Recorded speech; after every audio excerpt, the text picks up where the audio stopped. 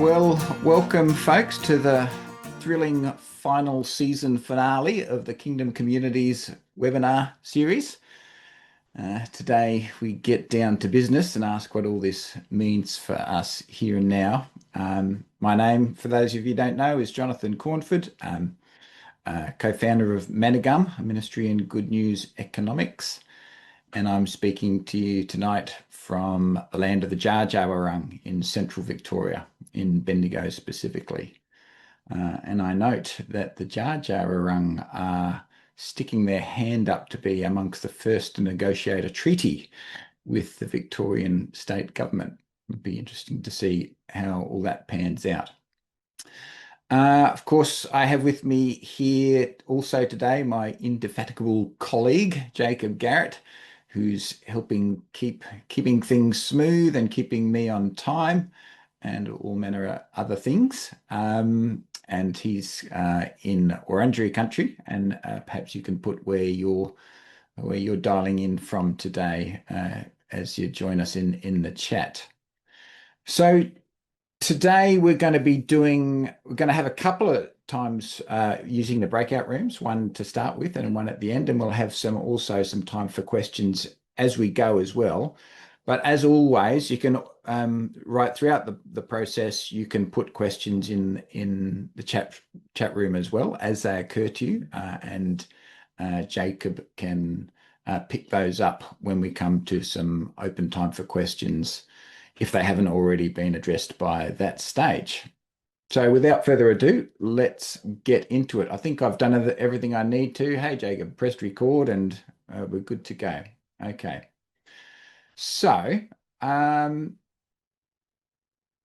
now here's where we are in our series. So in our first week, we did a bit of context on where the church is at in Australia.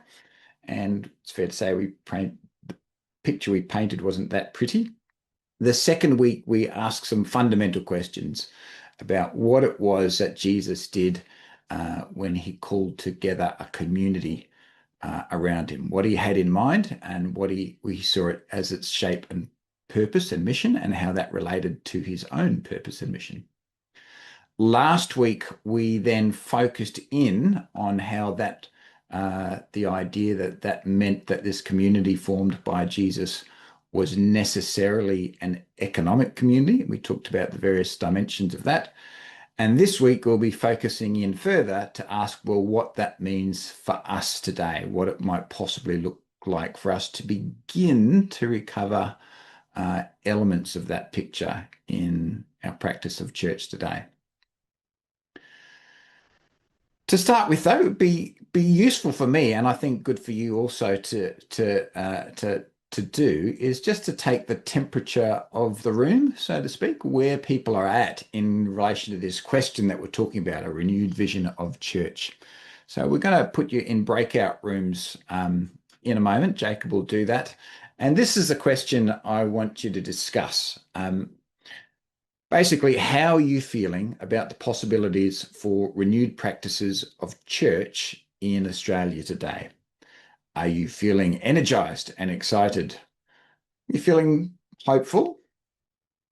A little bit encouraged, maybe. Grimly committed to this purpose? Or what's the point? Why are we here? I'm just wasting a Wednesday night. Where are you at that on the spectrum? You might have your own take on that. We're going to give you 4 minutes. You'll be in groups of 4 people to say something. So I hope, obviously you're not going to be able to give the full story of where you're at with church. But yeah, it'd be good to hear a bit of where the temperature is at for people. So Jacob, if you could set up those rooms, we'll get straight into that. I think we have everyone back now. Am I right, Jacob? Should be. Yep. The host would like to unmute. We got any people who want to share either from their own perspective or some of the temperature that was taken from your group? I think I could say from our group, we feel encouraged by some of the things you've been talking about, Jonathan, that go on elsewhere in the world. But our local contexts are not quite so encouraging. And grimly committed was the one I used. Okay. Yeah. Yeah. Okay. Thanks, Mike. I think in our group there was a little bit of encouragement and kind of almost what the point, but maybe the younger people could do something. Okay. Yeah. Okay. So a couple of different things going on there. Yeah. Thanks, Charlotte. Sally.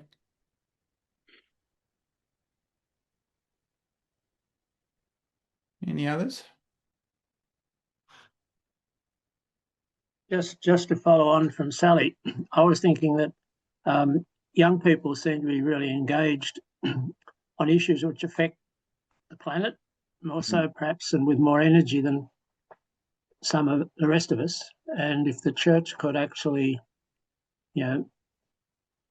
make a bridge or, incorporate that sort of energy and speak more prophetically, young people would, there's a hopefulness there, I think.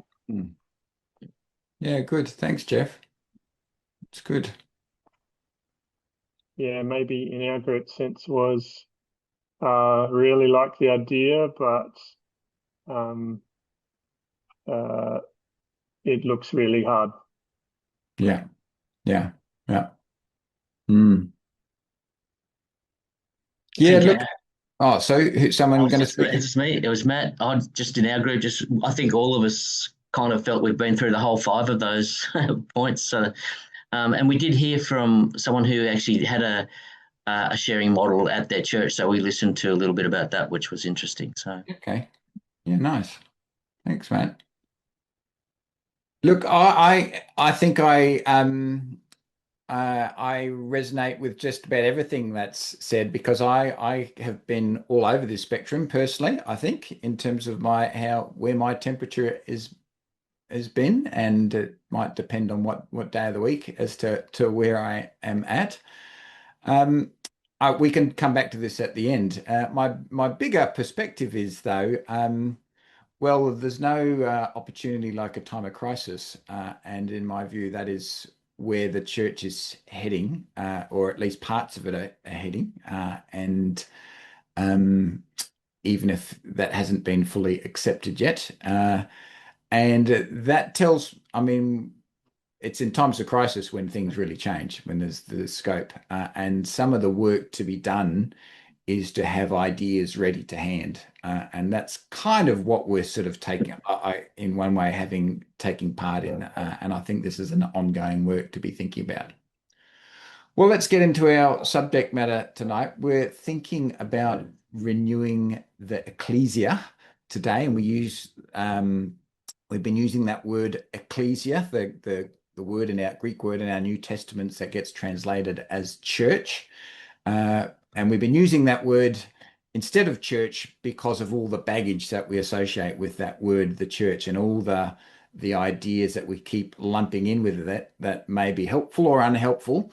But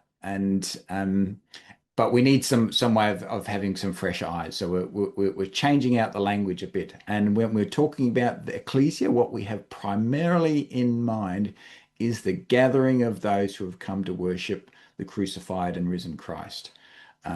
That's fundamentally what it is. Obviously, what that means for that community is significant, and we'll get into more of that. But it's worth just refreshing for ourselves the context in which we're thinking about renewing the practice of ecclesia today, and that's the context of post-Christian Australia in the 21st century. So this is just recapping some of the stuff we talked about in the first week very quickly.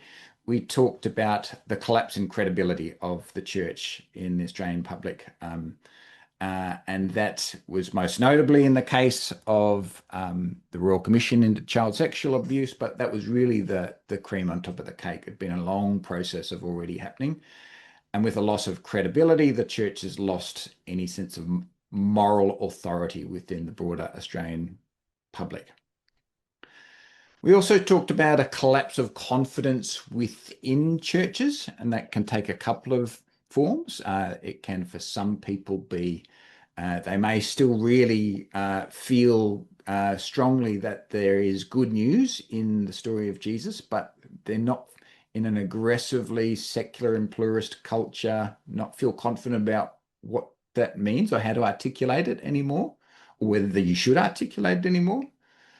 But for others, it's perhaps deeper, collapse in confidence of whether this whole thing is good news in a world of climate change, of conflict, world of housing crisis. And these are not things, if you're not hearing about these in church, and what does all this have to do with these big issues that we're faced with? We also talked about, it seems to be, there'd be something going on out there where the public speech of church leaders or prominent Christians can these days actually be counterproductive to the intention of that speech, can be counterproductive to the witness or mission of the church. And well, for a long time, that has been the primary, one of the key forms of witness of the church. So that raises big questions then if that no longer works. And that saying the same thing in a different way, that when the church speaks, its voice is being seen as a largely disembodied voice. So it's a voice without authority, but it's a voice that also lacks a body. So when church leaders speak to politicians, for example, politicians know they don't necessarily speak for the members in their churches. Likewise for prominent Christians. So there's a voice without a body. Yeah. And finally, I've suggested that to some extent we might think of the church in Australia in the 21st century as in some ways a humiliated church by its history and its failures and its complicity in a whole bunch of things. For that is humiliated in the eyes of the Australian public, but I think for some of its members, they feel that way about the church as well. Now that may sound overly negative or defeated, but of course, humiliation is a sure path towards humility. And humility is, as the first beatitude tells us, the entry price to participation in that thing we call the kingdom of God. Blessed are the poor in spirit, for theirs is the kingdom of heaven, we read. So I think it's not actually a bad thing to own and to enter into, actually, for the church to, if we are to renew things and turn things around in any way. So what's the task that lies before us? So putting together what we've said in the last 2 weeks, it looks something like this. It's a task of renewing faith. And by that, I mean particularly renewing some sort of encounter with good news.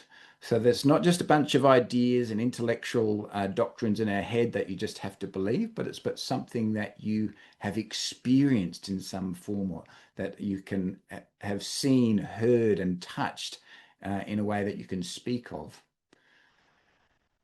That's another way of saying the same thing, is it's something like the materialization of salvation. So last week we talked about the great biblical law that spiritual life must and always does flow into material life in some way, whether for good or for ill, and vice versa.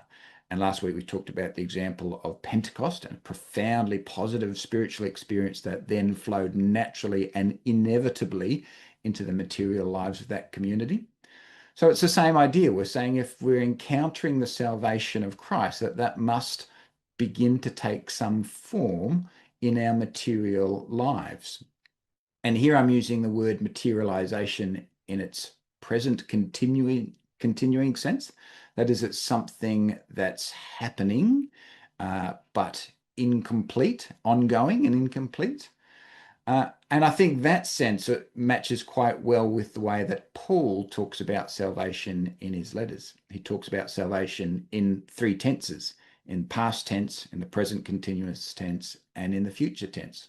Paul says, we have been saved. It's something that's been accomplished.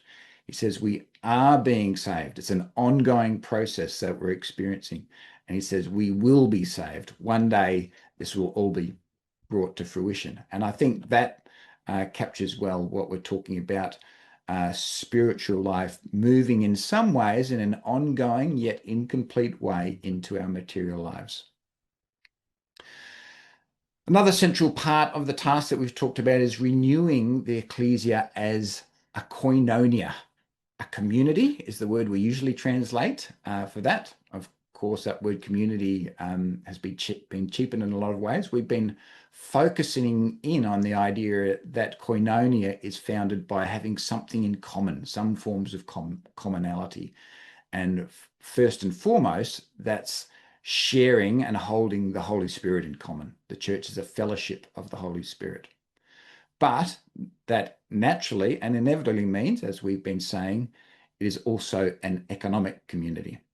And taking those two things together, this means that this koinonia, this community, represents a new form of social reality. And we talked about in the second week some of the really visionary language with which the New Testament speaks of this community as a new form of social reality. We're also talking today about renewing witness, what this community has to speak of and to say to the world. It's witness of the good news of Christ. And particularly, we've been focusing on renewing it as itself a visible sign of the kingdom of God. And I'd say sign that we emphasized last week, 1 week, that this thing is not itself the kingdom of God and should never claim to be, but it hopes to point to and show signs of this kingdom in the world, and that this should be visible. So what we're talking about is essentially communities that communicate through the very shape of their communal life. And the term I'm going to introduce today to talk about is the idea of embodied economic witness. So somehow through our economic behavior in the world, whether that's as individuals or corporately as a community, that can in some ways communicate something about Christ to the world visibly through our bodies before we've yet spoken. Not saying we shouldn't speak, but that actually what we're looking at today is giving the voice of this community back, giving it a body again. And that's what we're meaning by embodied economic witness. We're going to spend the rest of the night unpacking that term. But first, we should, I feel it is important at this point to go through some caveats and qualifications. There are terms and conditions that apply to this webinar series. So there are some big ones just to put into perspective what I'm going to say tonight. The first one is to say that in terms of what we've been saying about the church in Australia in the 21st century, the critique we've been bringing to bear, we have been making very big generalizations as well. And obviously the church in Australia represents an incredibly diverse landscape, okay? And so what we've said can't possibly cover the realities of everyone's experience of church, and we know that. Hopefully those generalizations have been helpful in speaking to an important truth about the church in Australia, speaking at a broader level, but obviously they can't name all the detail. What we're going to speak about today in terms of renewing a practice of church is not going to deal with some of the big questions I raised in the first week of form or size or structure of the church. That is, we're not going to deal with most of the questions that people think about when they think about renewing the church. That's mostly what people think about, is questions of form, size, or structure. And what I'm suggesting is that there's a more foundational concern to think about before we can constructively get onto those questions. And that's the whole question of renewing the church as a koinonia, a community. Thirdly, what I'm going to be suggesting tonight, I think, is a necessary condition of renewal in the church in Australia, but it's not a sufficient condition. There are a bunch of other things that need to happen as well. So this can't be seen as a comprehensive covering of the topic of renewal in any way. But in my view, the ideas that I'm presenting in some way, however they take shape, will be necessary to renewal of the church. Fourthly, the ideas that I'm going to present today are very much focused on the local gathering, the local church. And that's for a couple of reasons. One, because it'd be far too big a topic to get into questions of denominations and their structures and all those sorts of things. But more importantly, I think actually the local ecclesia is the foundational point for Christian community and witness in the world. And that's what we really need to be thinking of primarily, and everything else are questions layered on top of that. Next, what I'm going to be offering today are really insights and learnings. It's not a full-blown model. I'm not presenting this as a package that can just be taken up somewhere and implemented. Or maybe you could. You tell me if you think it can. But these are things that I think insights that we can draw from experience of churches I've seen and been part of and experienced that are useful. And to go further on that, it's important to stress that I am speaking at this whole issue from a particular context, my own context, and from what I see of church world from where I sit in Australia. Now that has some advantages and disadvantages. The advantage is that it means the things I'm going to speak of are not abstract. The things I've either experienced or I've seen other people doing. They're real life things. I'm perhaps extrapolating on some of them, but they're grounded in a reality that's already there. The disadvantage, of course, is that, well, speaking from my context, I have a limited view of things. So I only see some things, and perhaps I see some other things. I'll inevitably have some blind spots as well. So perhaps some of your work tonight, and which we could bring in towards the end, is to pick up on what some of those blind spots might be as we think about the broader church. So that's my caveats and qualifications. So if you're willing to sign the contract, without further ado, we can get into the material. Oh, just to be say one more thing on my context. This is my context. So my church community is the St Matthew's Church in Long Gully, a disadvantaged suburb in Bendigo. St Matthew's Church is an independent church, so it's not part of any denominational structure. We have no employed pastor or clergy or anything like that. So we run ourselves. And essentially the church is it's a church plant of the Seeds community, which is an intentional missional community located in Long Gully. It's an outcome of its presence in that place. I won't say too much about that history because that'll take too long. But perhaps the one thing that is irrelevant to what I'm going to be presenting tonight is that the Seeds community and what's led to how it's set up St Matthew's Church. One of its foundational commitments as a community is to all live in the same suburb. So foundational to the experience of church that I speak to tonight will be the experience of geographic proximity. That is critical. And so that's my experience. And so where I'm also drawing on other people's experience. So another community in Bendigo, also the Cornerstone community on the other side of town, based in the old church on the hill. Drawing on some of their examples. Shout out to any of those guys if you're on the joining the webinar tonight. So they also share geographic proximity, and there are others on this webinar too, on some of whose I think have been involved in some of the sorts of things I've talked about today where that's played a role. So that's important to stress.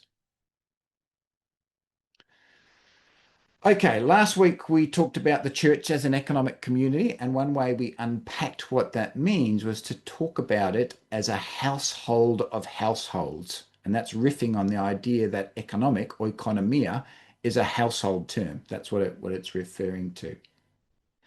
So here's the picture of the church as economic community that we began with. So this is a whole bunch of households that gather in the worship of the crucified and risen Christ. And each of these arrows, so central to the whole practice of church is the act of gathering. This is what it does. This is the inhale that draws people together. So this is fundamental of what church is and does. And those arrows that we're looking at represent both relationships, so households meet together in this gathering and form relationships. But as we've been talking about, they also come to represent economic flows. And in this diagram, they're flows into a central point, into an ecclesia. But we've also talked about this gathering as a koinonia, holding something in common, and they don't stop holding things in common when they're not gathered. So when they're in the exhale motion of this community, which looks like this, when they're not gathered, they have continue to hold things in common. And there are a whole bunch of relationships and economic flows that also do happen between households as well. And this is part of what this thing called ecclesia is as well. So a model of church as economic community looks something like this, with two layers. An actor, the inhale of gathering, that is relationships and economic flows into the center, and an exhale of ongoing communal life with relationships and economic flows happening between households in an ongoing everyday sort of way. And when I say economic flows, I'm talking about things, so food and items, labor, people's time and energy, and money. And we're going to be talking about all of those things tonight. Now, in this model of church as economic community, I'm not saying that this is what church could be or should be. I'm saying that this is what churches are. If you're part of a church, this is already going on to some extent. So all churches have some form of flows, economic and relational flows into the center. So that's what a weekly offering is. And there's usually some form of contact between households during the week. What our primary interest is tonight is the question of how we can thicken up and make more substantial all of those arrows that are flowing through that diagram, make them more weighty in people's lives and therefore in the experience and witness of community. Okay, so what's it all about, this thing, church as economic community? This is summarizing what we talked about last week. It's a community of care. It's a new form of human fellowship. It's a liberation from mammon. That's particularly drawing on Jesus' teaching about mammon. It's the foundation of it serving the world, and we saw that a little bit last week, and that'll come out more this week. It's also a form of evangelical communication. So the way that this community relates to each other in its economic life communicates something to the world. And to sum all of that up, it's doing something of what Jesus meant when he said, sent people out to proclaim the kingdom of God and to heal. It's doing some of that work. All right. So today, our task is to unpack embodied economic witness in our times in Australia and ask what it looks like and what this might, in a concrete sense, look like for churches, local church communities in Australia. So let's just quickly summarize, have in mind the context that we're speaking into. I'll say this fairly quickly. So we're talking into it. If we're thinking about witness in Australia, the broader context we're speaking into is one of ongoing injustice for Indigenous people, where the context of all of us in Australia, irrespective of where we sit, is one of first world affluence. And largely because of that, it's also a context of global ecological crisis for which we bear disproportionate responsibility compared to others in the world. Yet, despite our affluence, it's also a context of rising inequality, felt most sharply in the housing crisis, but in other places too. It's a context in which all of us, more than we know, are shaped and touched by what I'm calling the spirit of capitalist consumerism. I won't say any more about that. You can go back and have a look at the other webinar series on YouTube on capitalism if you want to know more about that. And finally, I've talked about the context of, despite being an incredibly affluent, well-off culture, what we're experiencing is the unraveling of self, and most powerfully in a mental health crisis, and especially amongst our young. But as we become wealthier than ever before, we seem to be struggling with meaning and connection like never before. That's our context that we're thinking about witness. I'm going to skip over this quickly over this slide because time is getting on. I've just seen what the time is. But let me just say that my overall framework of what we're talking about here is reconciling all the households that we live in. So we're talking about our own homes, and those homes are embedded with the household of faith, our church communities, and that is entirely embedded within a broader human community economy. And that human economy is entirely embedded within the broader household of nature, of creation. And that all of that is wrapped up within God's great household. So the task I'm suggesting today is a form of trying to reconcile all of those households together so that they're not in tension with each other. They're not working against each other, but actually are nested within each other in a harmonious way. So tonight I'm going to be suggesting there are 6 practices of embodied economic witness that can point us or take us some of the way on this journey. I don't necessarily think that's a comprehensive list, but these are 6 I mentioned, and so we are a settler, a nation that's a settler colony, and we still have the ongoing legacy of that to deal with. And if we're thinking, and we, as part of that picture, that is how the church has come to Australia, is part of that settler colony, which is an incredibly difficult and painful legacy that we have to come to terms with in some way. We have to deal with. So we can't just ignore it. And if we're thinking about churches as economic communities, then this certainly has to be close to the beginning of our thinking of that question, or right at the beginning, I would say. Now, this is a big subject and probably one that could do with its own webinar, but I'm going to, and I've written about this in an article recently in Manna Matters. So maybe Jacob, if you could put a link up in the chat for that article, that would be good. But here are some things at a top level that could look like. The first one, I think, is just simply the practice of acknowledgement of country. I gather since the failed referendum that churches, some of whom had been practicing acknowledgement of country, have dropped it. I think there's been a turn, a feeling, a shifting of public winds.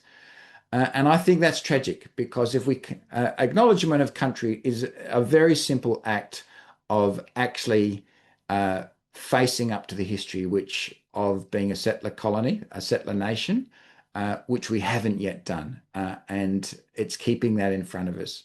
Now, I'm not saying that we have to do acknowledgement of country in every single meeting all the time, so people have to figure that stuff out themselves. But I think it's an important practice that we need to continue and holding before our gatherings.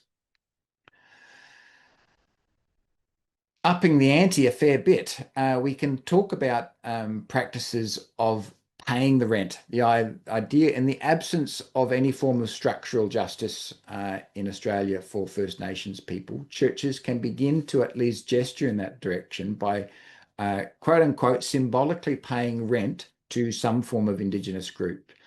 Now, as soon as I say that, that raises as many questions as it answers. Who do we pay the money to? How much? So do we pay it to traditional owner groups? There's a strong logic for that. But then what about all those many Indigenous Australians who are excluded from, can't participate in traditional owner groups because they is essentially doubly dispossessed? What about them? So maybe we should think about those. A whole bunch of questions to be asked. And to some extent, I think even going through the process of asking those questions is a really good and helpful process to be doing. Making some sort of contribution that's right at the top line of our budget. So rent has to be the first line in a budget. If you don't have a place, you don't have anything. So this would be at the top end of a church budget, in my view, if you're going to do it. Another way that we can begin to deal with some of this is to begin to offering sharing space where that's relevant. That's not relevant for all churches, but many churches actually have useful spaces, both meeting spaces, office spaces, other sorts of venue spaces that can be made available to others at certain times. I'm suggesting that perhaps churches should form relationships maybe with particular Indigenous groups. Again, that raises the question of who, but to share their space much more generously and I would say free of charge in some sort of way, because essentially the injustice right at the heart of it is questions of land, and sharing the land is something that we might be able to do.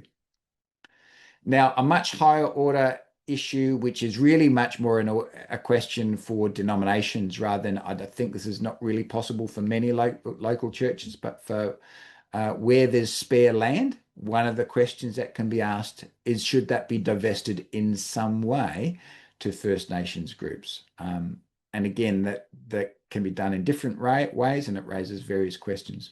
But these are things I think we should be thinking hard about. I'll just pause briefly to see, and I'll maybe just do this at the end of each practice to see if there's any quick questions for clarification. We're not going to have full discussion on these things till the end, but if you've got any quick questions for clarification on any of that.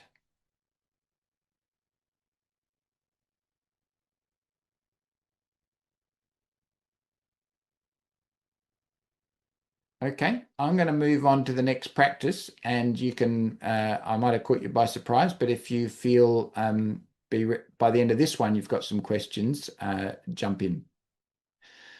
So the second practice of embodied witness that I'm going to talk about, which kind of seems crazy within the broader culture, but I think is quite communicative of the scandal of the cross and the scandal of Christian faith, is the idea of somehow seeking to live with less. That churches be communities of people who seek to live with less. Now, what does that mean? Well, I'm not going to give you a number. I'm not going to give you a target of an income or some sort of measure of your material standard of living that we should aim for. I don't think we can do that.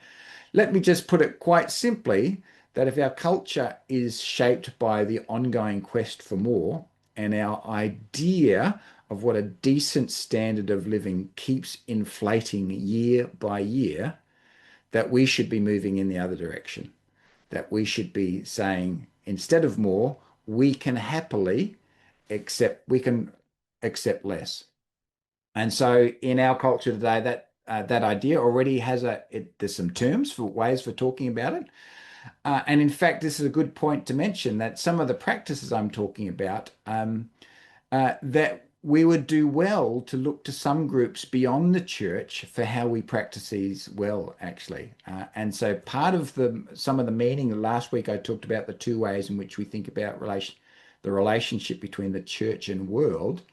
And in one of them, when the Bible says that God talks about the world as cosmos, that's a world that we all share in common. That's a world that the church is in and a world that it is of. And we should not be worried about finding things in common with those outside the church, because we have a commonality in creation, in the world that God has created. So if there's some people who actually, through their through engaging the challenges facing the world, and particularly looking at the ecological crisis, coming up with practices about how we live in a world of ecological crisis, we should and we be learning from them. And I think this is one area where there are people who are doing that in the practices of downshifting and voluntary simplicity. The irony is that there's actually much older Christian ideas that the church has largely lost, and it's been taken up by, they've been rediscovered by the many outside the church. Essentially, what I'm talking about in terms of living with less is a recognition right at heart of it, of how ridiculously well off we are already. And that we come to some recognition, rather than feeling continually satisfied that we don't have as much as the Joneses next door, to taking a much broader view of our standard of living, and being thankful for what we've got, and saying that actually we have enough, and quite possibly more than enough. It may be that we have too much. This leads to, I think, the very challenging idea in our culture, of putting some sort of limit on a material standard of living. And that can take a number of forms. So one, which seems mad, is we can, in some ways, just earn less money. If you want to put a limit on your standard of living, the surest way to do that is to earn less money. We tend to consume up to the level of our incomes. So the lower our incomes, the less we will consume. And I put it to you, that's what the planet needs of us more than anything. But of course, no one goes out looking for a job and having as a core criteria the lowest paid job by how they choose their job. So what are the ways that we earn less? Well, one key way that many people are doing that these days is through choosing to work less, through part-time work. And that's becoming more possible for more people. And I think that's a good part of our context at the moment. But of course, choosing part-time work means that you have less income. And that will constrain the material standard of living, which I'm suggesting is actually a good thing. But it also means you'll have more time. And as you'll see from the rest of what I talk about tonight, time is central to the equation of virtually everything. And having more time is also a good thing. So that's one way we can earn less, but it's not the only way. Perhaps you are in full-time work, that is high-paid work, and you feel that that is the vocation that you are called to be in for good reasons, and well, that's great. So there are but because you're in high-paying full-time work doesn't mean, as John Wesley made very powerfully apparent in some of his sermons, doesn't mean you have to live up to that standard of living. And so one of the primary practices that you can do to limit what your income is through the practice of giving. And so the baseline practice of the church through the ages has been the practice of the tithe, 10%, which people generally think is a really big number these days. It isn't interesting, as the more wealthy we get, the bigger that 10% seems. But actually, there's no reason to limit it at 10%. There are some people out there who practice the idea of an income cap. So the idea that actually, rather than thinking about what percentage you'll give, that you actually put, irrespective of how much you earn, you come to a figure to say, well, here's an income that our household can live on and be thankful for having enough and feel that this is a good life. And anything above that we earn, we'll give away. And now that is a very countercultural thing to do. So there are a bunch of ways in which we can live with less. I'm suggesting that if whole communities, churches became known as communities of people who began to live a little bit like this, then that might change how people experience and think about them. I'm going to move on in a sec, but are there any questions about this practice before we move on?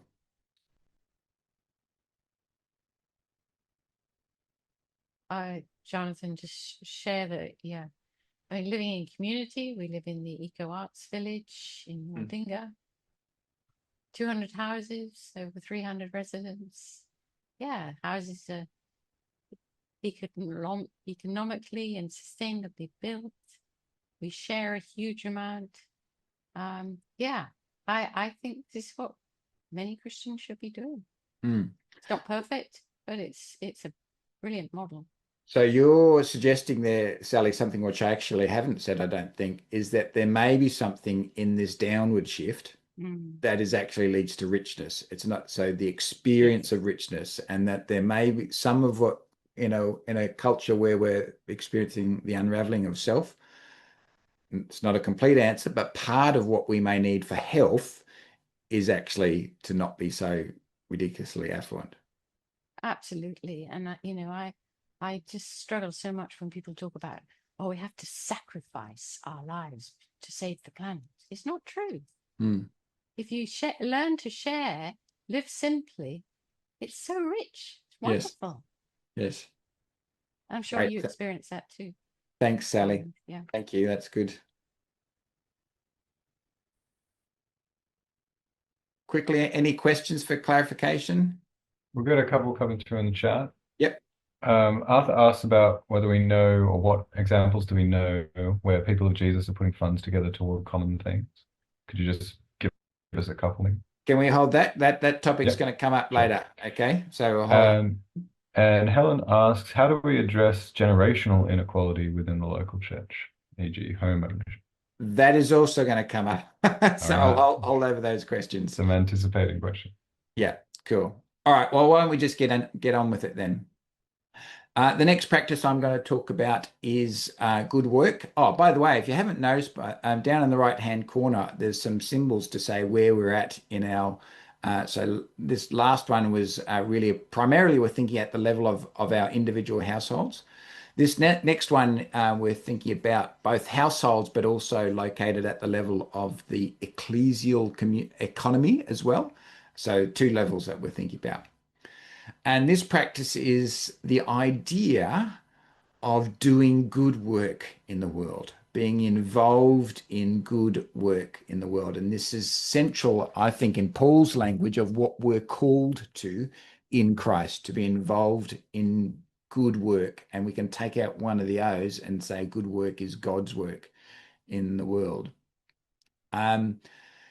Now, I'm going to suggest that to think well about work, we need to start at the opposite place from which we normally think of, which is paid work. And we need to begin by putting a whole new value on all the unpaid work that makes so much happen in our world and holds up so much in an ongoing sense.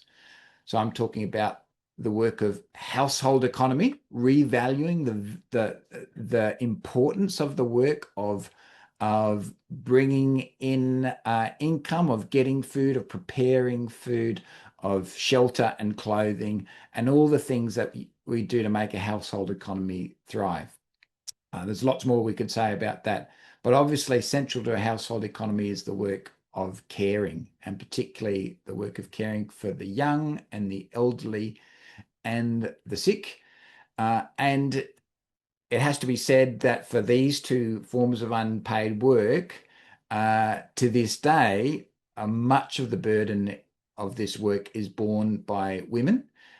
So I think to have a sense still borne unfairly by women, and so to have a sense of goodness in this and newness in this, we need a much stronger sense of participating in this as good work. I'm not saying everyone in a household should be doing everything, and that everything, that there can't be divisions of labor. I think it makes sense in the households for if someone's earning an income, for someone to do more work within the household. But who that is and how that is done should be judged within the whole work of the household with attention to all the members of the household, their needs, their gifts, their vocations, their flourishing, so that earning of income is not something that sits separately from how we think about the other work of the household. But households also participate in work outside themselves. And I'm suggesting that the ecclesial economy, that is this koinonia, also has a claim on the work of households that are part of this community. And so making space for that as well is part of the unpaid work. And beyond that, there is plenty of work to be done out there in the broader world, voluntary work of all sorts that won't get done if it needs someone to be paid and requires it to be voluntary. Finally, we should also think about paid work because that is important. Most households need some form of paid work to exist. And for those who are able, and I put that qualification because not everyone, we tend to think about paid work as something in which we have a realm of choice. But that is the presumption of largely educated middle class people. There are people out there for whom there is very little choice in terms of paid work, and we need to honor the dignity of just going out and bringing income in to support your household and your family. So that's something Paul talks about. We actually mentioned it last week as important. But where we have choice in paid work, that also brings an incredible responsibility. And so I'm suggesting, as with many other Christian leaders through the ages, that where we have this choice, we should be using it to seek to serve the world somehow. Now, that's a very broad concept. So that doesn't by any means just mean through quote unquote Christian ministry. That can be in any number of forms of work. It's not for nothing that Christians have been overrepresented through the ages in the helping professions, in the work of care, of the health services, of education, of social services, things like that. But it can also be done through work such as mechanics, plumbers, things that need to be done. And we seek to serve the world not just through the form of work that we choose, but also that has to govern the way that we then perform that work. There's a whole lot more that could be said about that, but time's getting on, so I'm just going to move on. I'm going to pause before I go to the next practice just to see if there's any particular questions on this practice before we move on.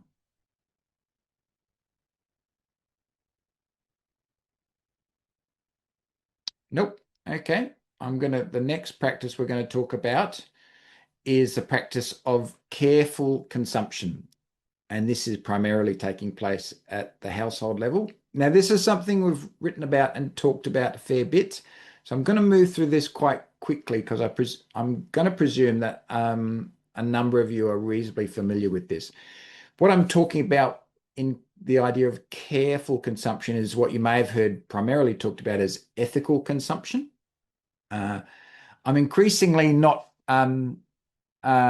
less happy with that term, ethical consumption, because of the way that we tend to think about ethics these days in fairly black and white terms.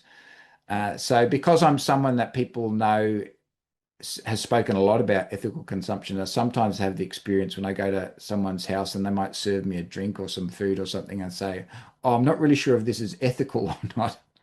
And I just cringe on the inside as if there's some, there's a rule book of wrongs and rights that they're contravening. It's a bad way to think about ethics.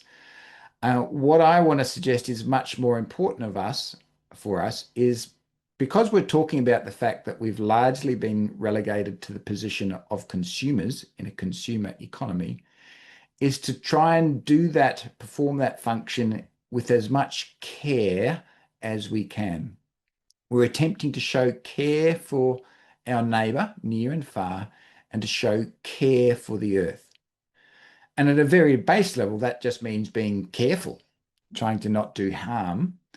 but when and where we can, and it's not always possible. This is the reality we have to face. There's no purity anywhere out there in the consumer economy. People keep looking for purity, and it's not there. But when and where we can we show more care for others through our purchases? And there are a whole bunch of practices by which we do that.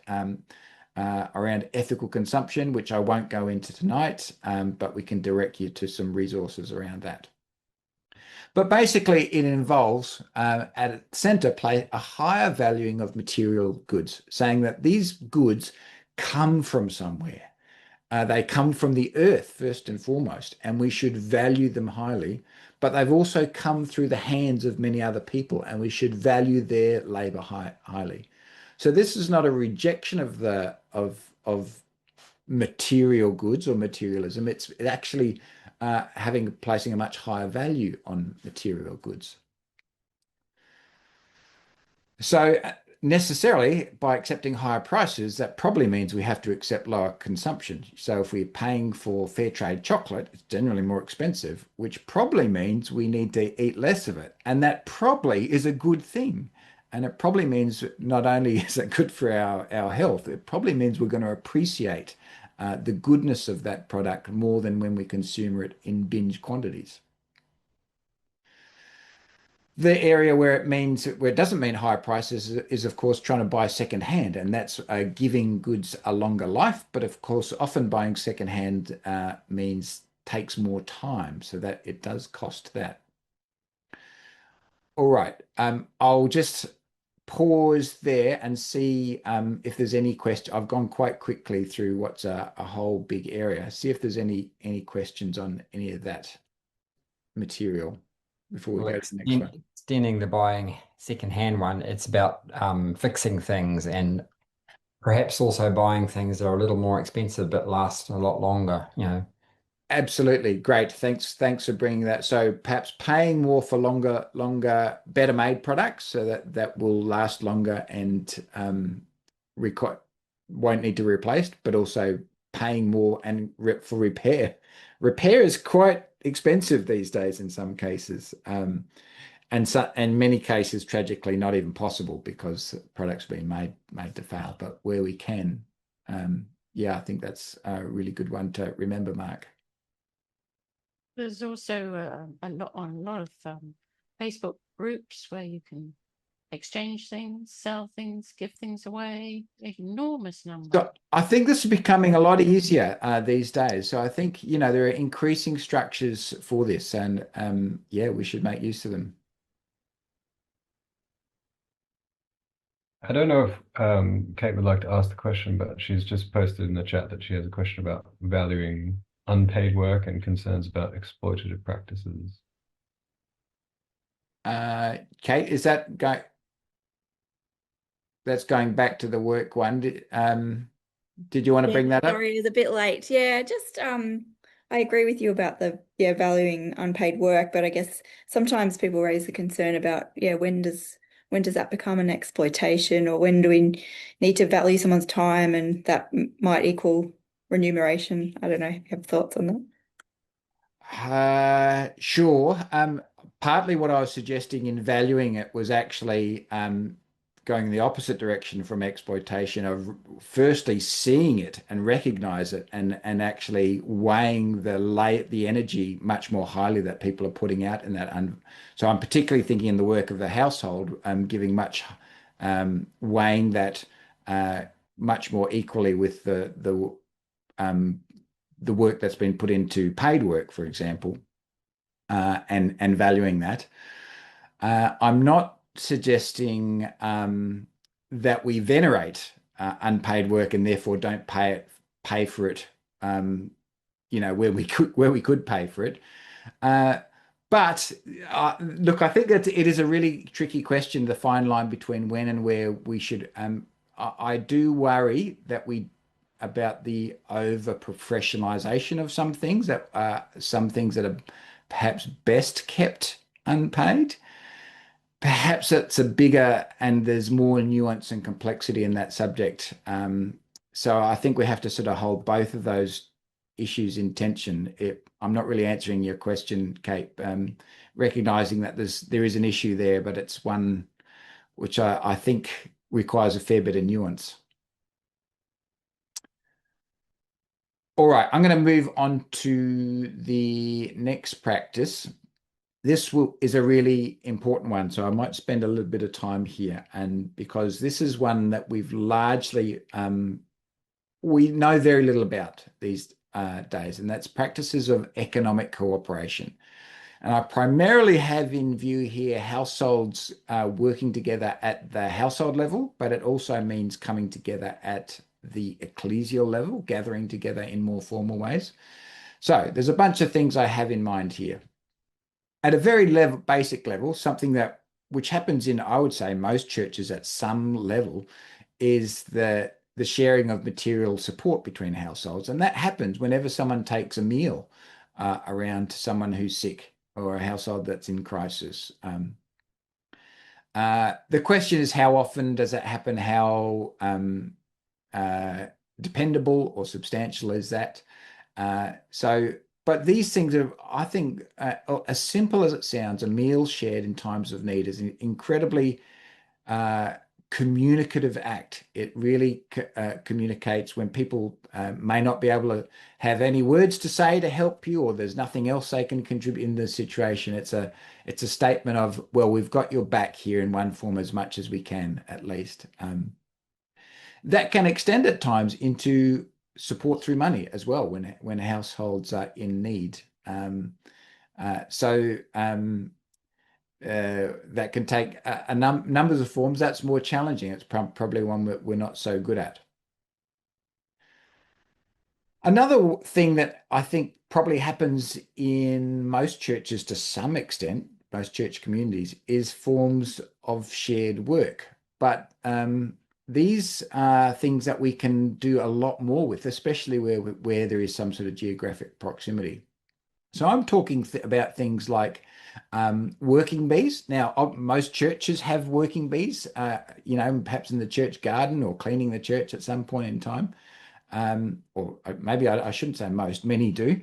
But this is something that can also happen at the household level, where there's been households that have a working bee to do something. So recently, one of the households in our community had a 21st party, and a bunch of us went over to help them clean up the yard before that party. There can be shared work for special projects, building a shed, for example, something like that. Building a pergola is something I've had help with. Childcare, picking up kids from school or taking care of them at a time of need or whatever, is something that can happen quite easily, particularly in communities where there's a few people working part-time.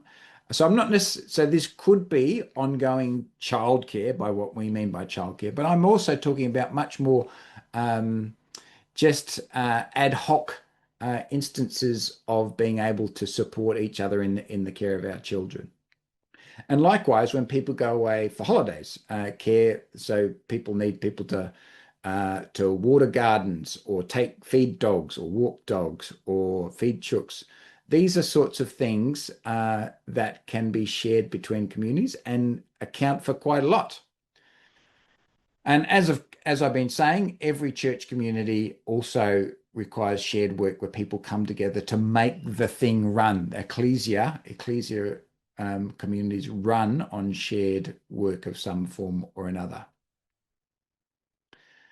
Shared stuff. Now, this is something communities might do at some level, but there's a lot more scope for exploring this when people live nearby each other. And here I'm talking about things like books, tools, particularly like shed tools, garden tools, and kitchen tools of various forms, other gadgets, like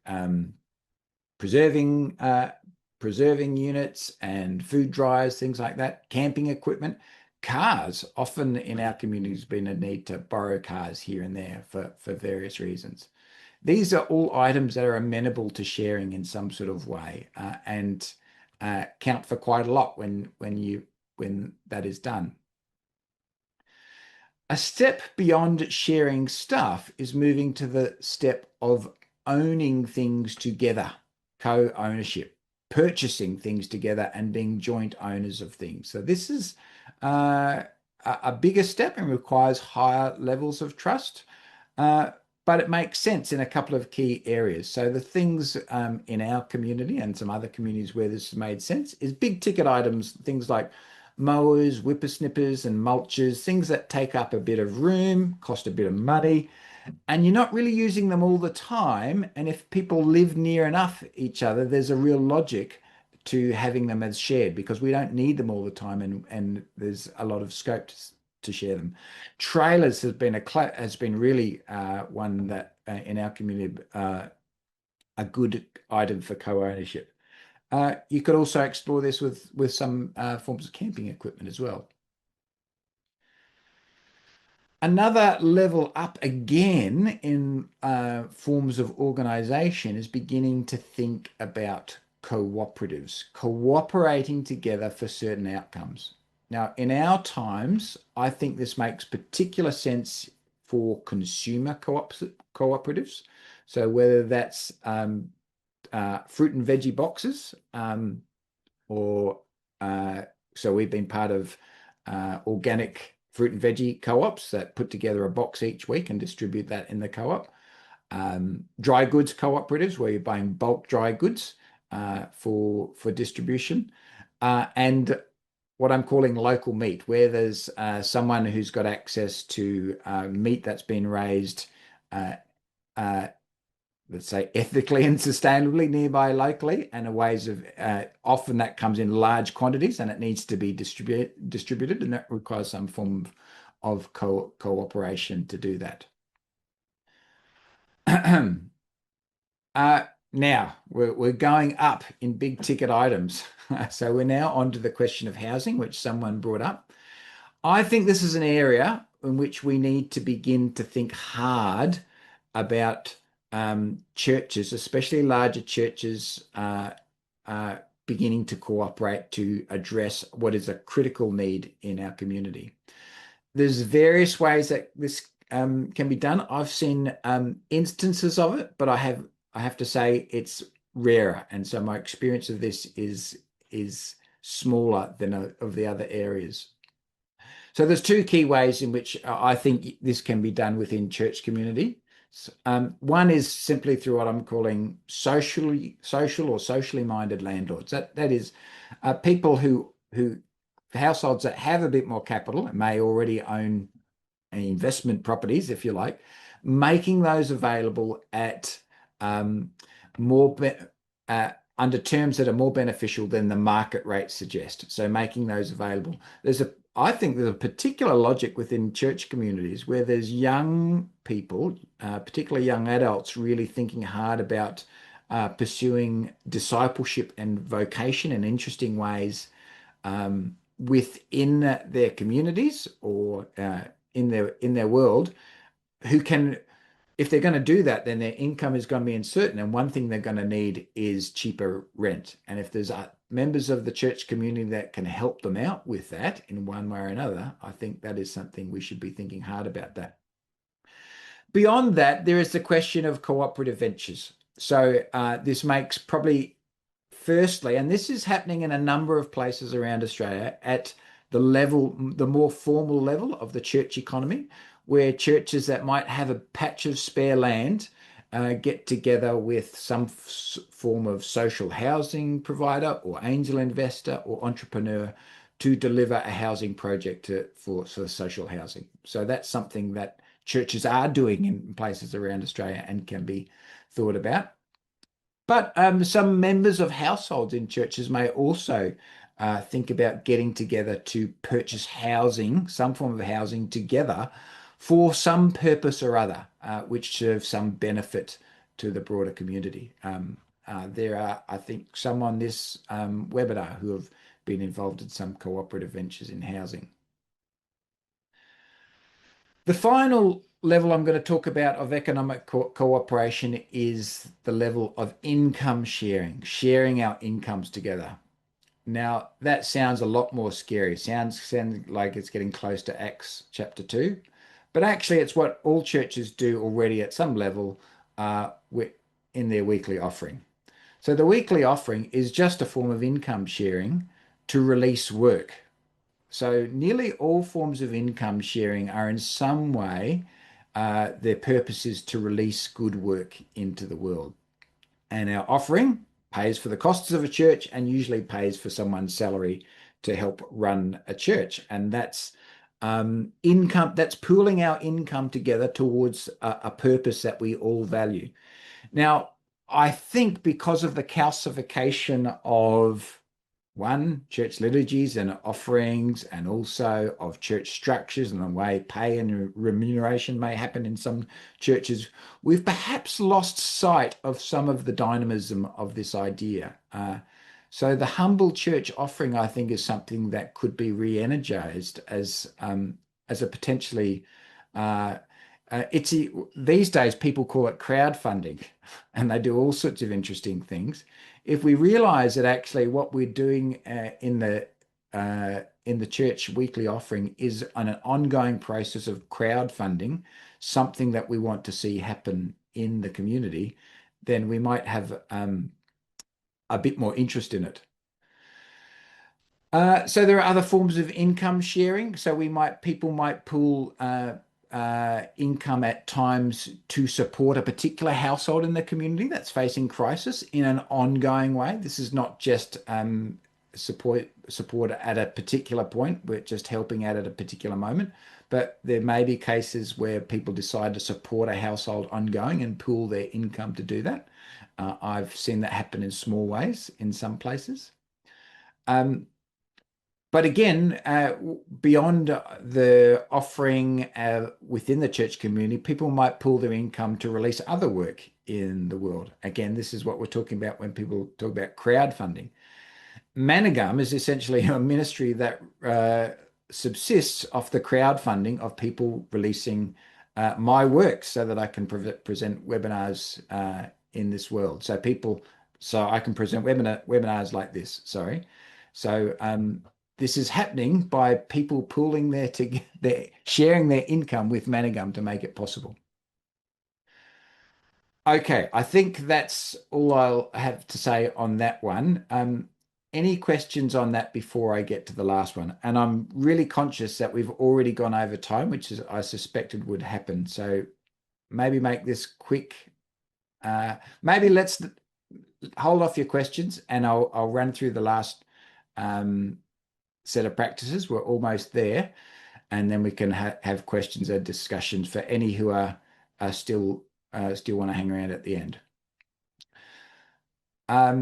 So I'll just skip over that. So the final practice I want to talk about is something which you I think that should be number 6, not number 5. But anyway, I'm calling placemaking. You may have heard it. Might sound like an abstract term to some people. Essentially, placemaking is a term, it's used in a bunch of different ways, but it has at its heart this idea, the idea of strengthening the connection between people and the places they share.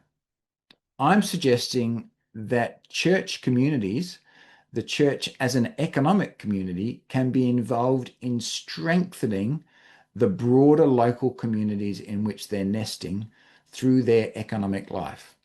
So here's a new model, a way of thinking about the church. So we're embedding our picture of our church as economy within a larger economy that it's nested within. We talked about it before, nested within the human economy, but at the smallest level, that's within a local economy. Now, we could talk about this as a church economy nested within a local economy, or simply as a church community nested within a local community.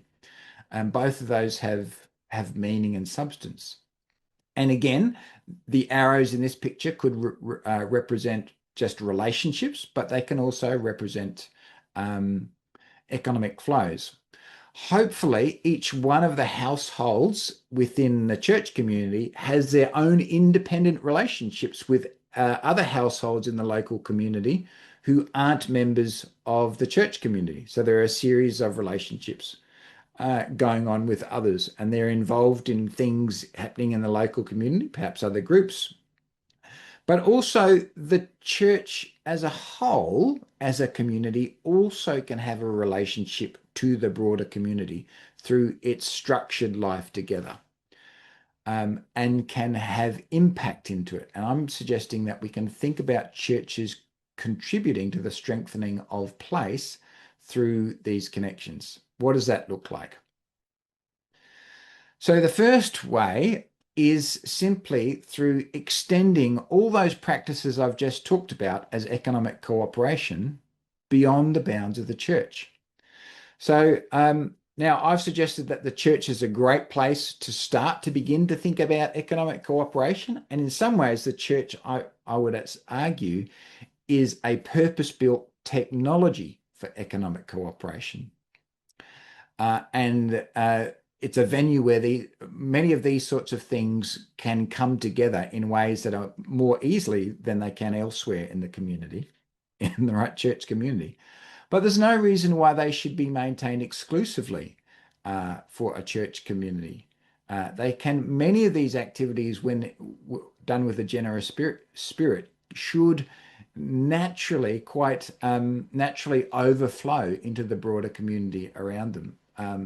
So cooperatives, consumer cooperatives are things, if you've got one going in a church, why not make it available to others that you know who might be interested in that?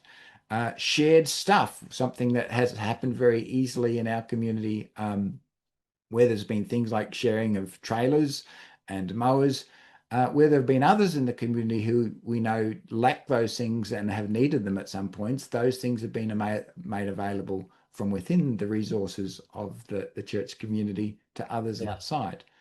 There's a whole bunch of ways in which that could be explored.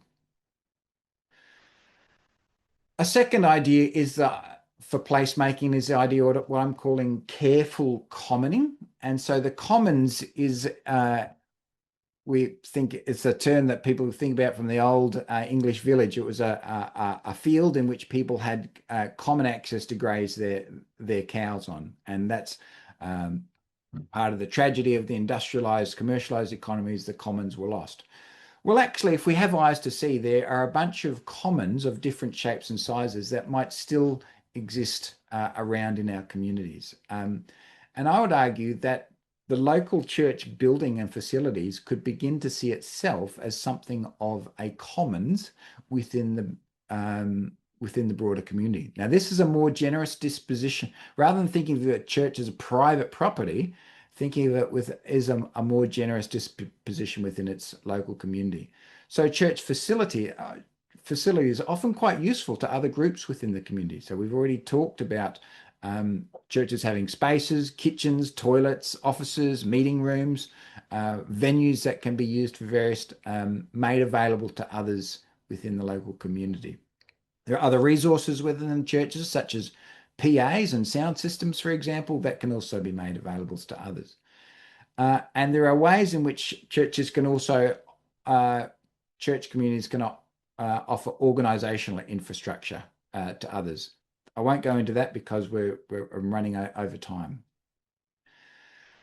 What I'm suggesting through all of this, extending economic cooperation and careful commoning, is that churches can contribute to the infrastructure, the soft and hard infrastructure that actually make local communities run. And that's another way of talking about what I'm saying. And finally, practices critical to placemaking are practices basically which support local. So sending your kids to the local school, being part of local healthcare systems, shopping local and involved with markets if you have them locally, and being involved in local groups. All right, I've gone well over time, so I need to stop and let's see what questions come in. So we'll take questions, particularly on the last two practices first, and then we'll see if there's we might head into broader discussion. Nothing in the chat, so how about it from the floor?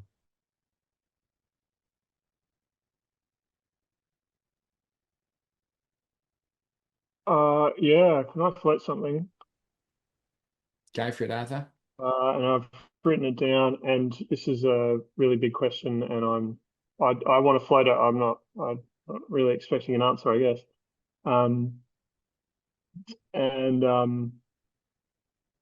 Yeah, I've written. I knew this would be the hardest session in this series for me. My household has gone all the way down the good work rabbit hole and now experiences economic and employment precarity. We're locked into renting, so it feels like this conversation we're having tonight is happening a generation or two late now that so many of us can't buy property. So that's part of my context. There's any number of questions that could come out of that, but this is where I'm craving things that we could join, things that we could, we do have resources, but what can we put towards that is not just another kind of individual effort. And I think we've been missionaries overseas. Crowdfunding worked beautifully for that. But I think my sense is we can't just have another go at that for our individual household here. So yeah, I do just want to put that out there. And we've got friends we've got friends living in an intentional community here in Adelaide who I want to take that up again with. And but yeah, that's it. Thanks, Arthur. Look, I think that's really important reality to bring home for us. I think that's that. So all this stuff has to somehow work in the real world, and there are complications, and it's there's no I've one danger of presenting this material as I have done is it can sound quite idealized, and particularly as presented as abstract material, and hearing that there's been hard consequences, and particularly, and you mentioned the housing situation in particular, and I think that is housing is a really big issue. It's at the heart of everything in terms of how we live in Australia, and it's something we do really need to be thinking hard about and taking action on, and that will require some sorts of communal action. Also requires political action as well, I think, and we need to get real about that too. But look, I don't think I can. It'd be unwise for me to try and say anything else to other than to acknowledge that I think the reality that you've shared with us, and that's really important to hear and to have in front of us, Arthur. So thank you. Thanks, John. I just want to bring up another area that I don't think churches think a lot about is multicultural churches. It's so rich learning, there's Arthur and Tammy and ourselves in Cambodia and others, so rich learning from other cultures. And they have such often, unless they've become very Australianized, they often have such a different attitude to materialism, to hospitality, to so many things. And I struggle with churches with their narrow way of thinking. I just think I want to put everybody overseas for a while and get them to see what it's like to live in another culture, and then you can understand things differently. But yeah, multiculturalism. Thanks, Sally. And you're saying a couple of things there: ongoing contact with other cultures within Australia, but having had experience of other ways of living overseas is really important too. Yeah. Or helpful. Perhaps.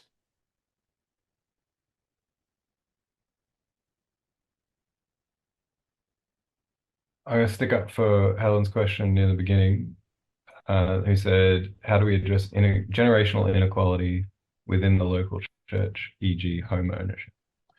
So that was, I was trying to go suggest with what I was suggesting in economic cooperation, some of those ideas around social social landlordism, for want of a better term, and I think it does want a better term than that.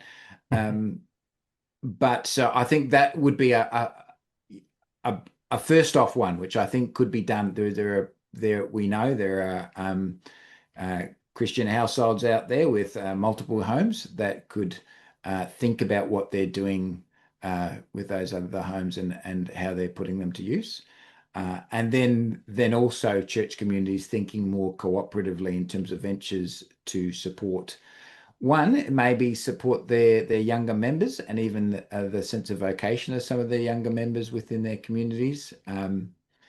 I feel like we're still a long way from that, but I think we need to be because this, even with significant political movement now, which we're not quite yet seeing, even if that were to happen now, that's going to be quite a while before we see this housing crisis unwind. So this is going to be a reality for some time.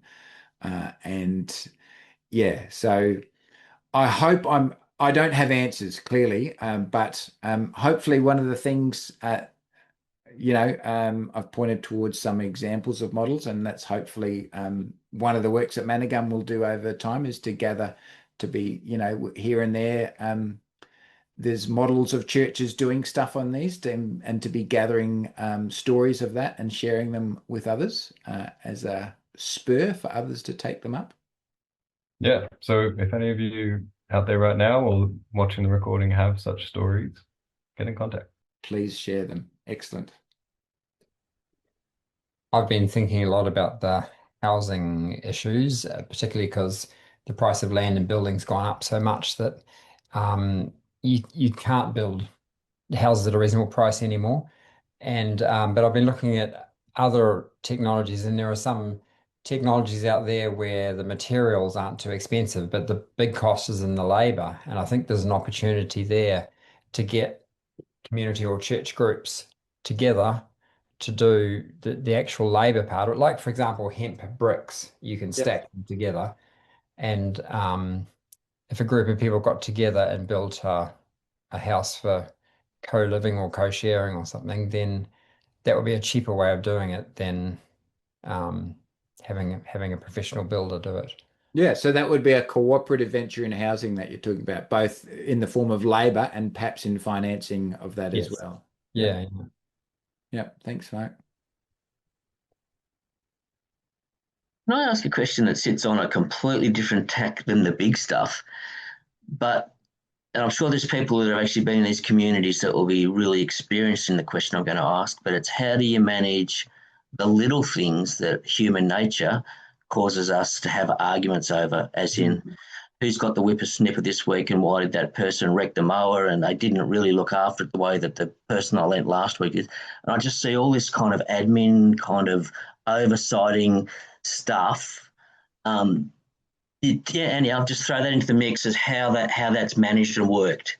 Oh, that's not a little question, Matt. I think that's a really important question, actually, a critical question for these sorts of things to work, because that's the reality of so particularly property and stuff. Our we have very strong feelings about property and stuff, and I know from experience that if you lend something to someone and you have a sense that they didn't treat it very well, maybe without much, that can leave a bit of a bitter taste, and that can put a dampener on some of those experiences.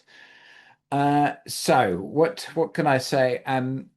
I think there's a few things we need.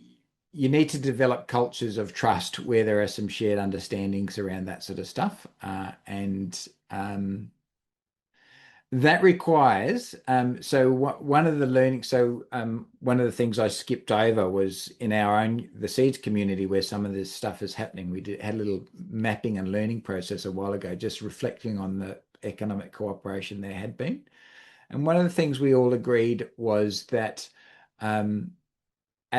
In terms of sharing stuff, it was to do it in a generous. We had all had to cultivate some sort of generosity with it, rather than seeing having a limited view of quid pro quo sort of sharing, and that not counting who is sharing what was actually a really important part of that. So that's not being, I've lent my whippersnipper X number of times and whatever, have they lent it, so and we'd all agreed so not counting those sorts of things had been really important.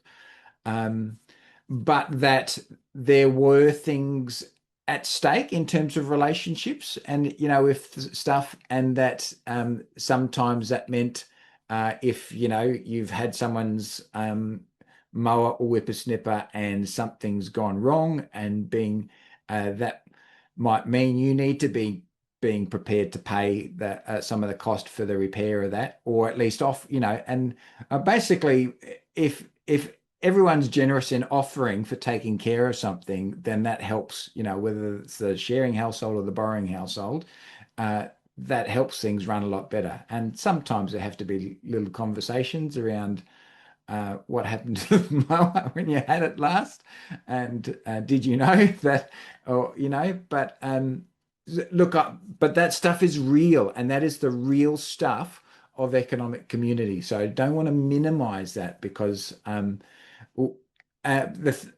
perhaps the thing to say is that we actually have to relearn what those skills are like.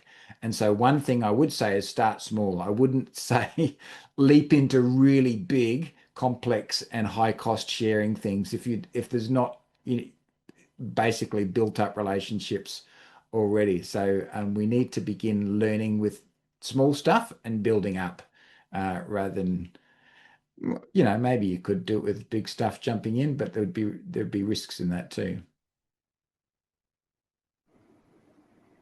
There's a little conversation going on in the. Sorry, Sally. You go. I was just going to give a quick example that communication is really important. I have a neighbor, and I wanted to chop down a bush that was on his near his car park port and ours, and I was getting it removed, and he was there, and he said, "Oh, I didn't realize that was going to be that bad." And so we had a good conversation. I said, "That's fine. Don't we'll just prune it a bit." And he said, "Oh, it's so good to have these conversations. If I was out there in the community, we would have had a huge argument and wouldn't talk to each other." So yeah, good communication, good relationships, so key. Thanks, Sally. I just wanted to make a comment about the little stuff, but in a sense, in a big area. We've often opened our home to people, often young people, some of them just people who needed a place to stay for a while, some of them people who needed more than just a place to stay, needed a fair bit of support. And we've found that to be very difficult. It doesn't take that long before you have somebody that you don't know that well living in your house, and they start to get on your nerves, and Yes. and they do things that are different to the way you do things, etc. And I feel that it's difficult for us to go back to that place, but I would really love to see a church community get around people who wanted to do that and support people, because I think it would be easier for us to jump back into that sort of space if we felt less alone and more supported in that sort of ministry. So that's an area where I think a church community can really be helpful. Yeah, so you're talking about foster care sort of stuff there. Oh, no, not in the formal sense. Just, one guy was a mate of our son's who didn't have a really safe place to live. Another one was a young girl that had come to the attention of the church who needed a place to live. So there wasn't a formal structure, which probably didn't help. Yes. But as I've approached people within the church to help to provide that more formal structure, they've been saying, that's not our wheelhouse, that's not what we do. And so maybe we should go down the more structured path, but it would be nice to see a lot more support coming from the church for that sort of sharing of, we've got a big house and our kids have all gone now, so we've got space. Yeah. And we're really struggling with, how does God want us to use that space?